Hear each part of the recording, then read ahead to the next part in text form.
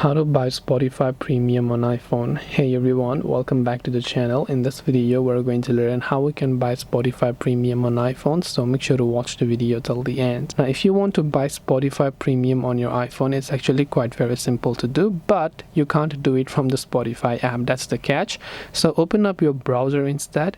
Then from your browser, I would recommend that you go to spotify.com. Then log into the Spotify account on which you want to get the premium. You will see this type of interface. Tap on the gear icon from the top right hand side. Then look for the premium button and tap on it. Now here you can choose to select a plan that you want to. So Spotify also has various type of plans. Select a certain plan that you are willing to take or purchase, then tap on the get premium option. Once you've done that, next thing you have to do is to enter your addresses. And then make sure to enter your payment method, which could be PayPal or your credit or debit card. So once you enter your card details and fill in all these details, you will be able to get or buy the Spotify Premium on iPhone. This way you'll be able to buy the Spotify Premium on iPhone. I hope that this video helped you. If you have got any more questions, queries or doubts, feel free to leave them down. Thank you for watching and see you in the next video.